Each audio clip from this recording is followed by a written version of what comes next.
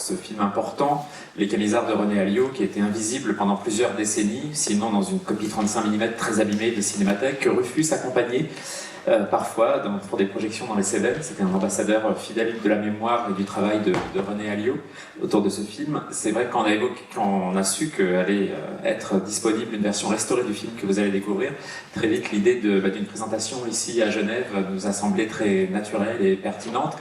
Et évidemment parce que Genève Calvin, mais pas seulement, parce que je crois que le film a une vraie force, une vraie contemporanéité encore aujourd'hui, et on a pu le vérifier nous, lors d'une grande tournée qu'on a fait en 2014 du film avec 3000 spectateurs un peu partout dans la région Languedoc-Roussillon, où la mémoire des faits historiques mais également la mémoire du tournage sont très très présents. Donc dans la zone des Cévennes où se passe le film et où a été intégralement tourné le film, il y a une résonance très très forte, et sans rien vous dévoiler trop du film, vous dire que c'était très troublant de voir qu'à Florac, au cœur du parc des Cévennes, là où les Camisards, le film a été tourné, et là où les Camisards, les personnages avaient vécu, il y avait cette double mémoire qui s'exprimait chez des spectateurs. C'était la mémoire des faits historiques, de faits historiques importants et terribles, mais également la mémoire d'un tournage atypique dont Rufus va pouvoir vous parler, pour lequel René Alliot a mis beaucoup de son énergie, de son cœur, à défaut d'avoir beaucoup d'argent pour les comédiens, n'est-ce pas? Et il a, voilà, c'était un film très très important pour lui, et qui renvoyait à son enfance, au fait qu'il ait connu cette région et ses faits historiques transmis de génération en génération. Et voilà, on est très très heureux que vous puissiez le découvrir ici. On aura peut-être l'occasion d'en reparler tout à l'heure. Merci. Et les réflexions que je faisais augmentaient infiniment ma peine. Lorsque je vins à Bar, en effet, pour m'établir facturier en laine, j'eus le malheur de me précipiter dans le péché. Ça rend très bien, hein. Les décors sont magnifiques. Quand on était dans ces lieux, les gens parlaient des Camisards comme si c'était leurs propres parents, comme si c'était hier, alors que ça a eu lieu 200 ans auparavant. Tellement présent, les maisons n'ont pas changé. Et quand je revois tous mes copains qui sont là, il y a beaucoup de couples qui se sont formés pendant ce film, qui sont restés toute leur vie. Justement, pas ceux qu'on voit ensemble. Hein. La jeune princesse, là, donc, a été l'amoureuse de Clefno, le joli soldat. On s'en Bon, il y en a plein d'histoires. Ça, c'est la petite histoire. Mais ça veut dire que c'est une histoire d'amitié, quand même. Et je ne sais pas si ça vous a frappé, mais on voit la vie chez eux. Hein. On défendait la vie et ça se voit.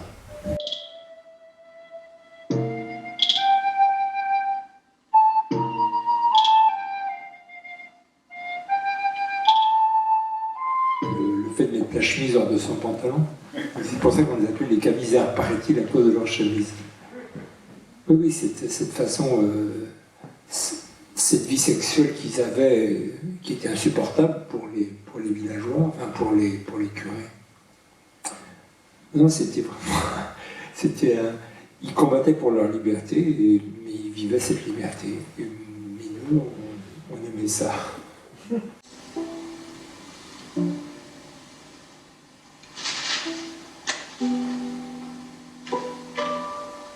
Tous des acteurs de théâtre qui sont d'ailleurs... qui faisaient tous du théâtre par conviction. Il n'y avait pas d'acteurs de cinéma du tout. Hein. Et même les acteurs plus âgés, c'est les directeurs de troupes, des grandes troupes nationales qu'il y avait, ceux qui jouent les seigneurs. Et c'est vrai que je trouve... Hein. Parce qu'il y a quand même Hubert Gignot qui était à Strasbourg, qui était à Strasbourg déjà, au Théâtre National de Strasbourg, André Rebas, Jean-Pierre Vincent tout jeune, mais qui était déjà lui aussi... il était où à ce moment-là? Il était à Chaillot. En tout cas, il y a beaucoup de... Jacques de Barry, lui, il dirigeait pas une troupe, mais c'est un acteur connu déjà à l'époque. Et Jean Bouise, Isabelle Savoyant qui était à Lyon. Oui, il avait réuni tous les... Bénichou qui est là, Benguigui, Clévenot, Geneviève Niche, bon. Et on les revoit de temps en temps dans différents films, et puis voilà, maintenant ils ont presque tous survécu, quoi.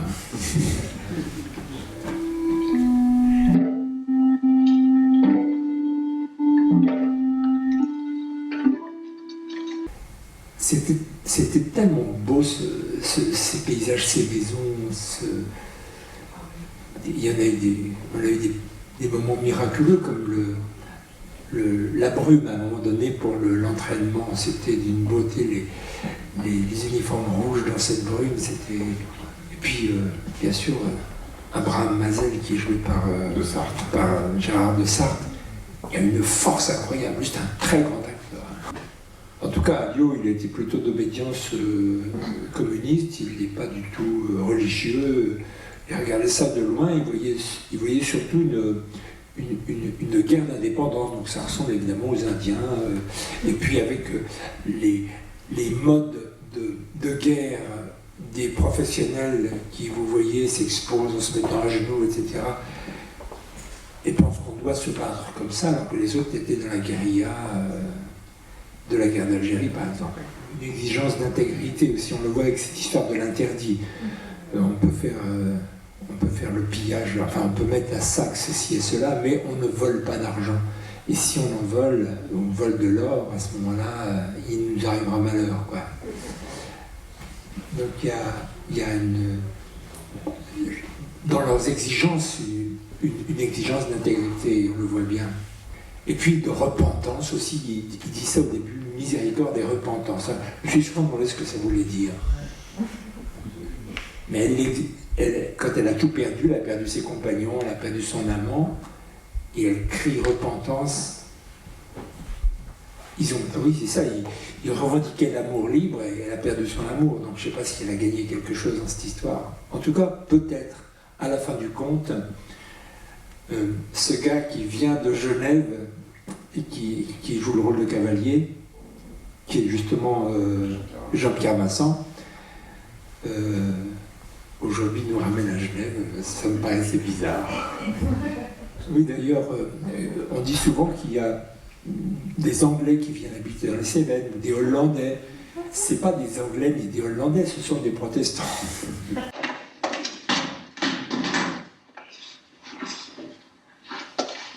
Silence! Vous n'avez rien à craindre si vous avez la conscience en repos. On vivait dans des conditions très précaires, sous des tentes et dans des cabanes. Et de temps en temps, il est arrivé qu'à un moment donné, on a dit à Alliot, bon d'accord, on travaille gratuitement, mais on voudrait quand même manger. Alors il nous a dit quoi? Vous êtes plus de gauche?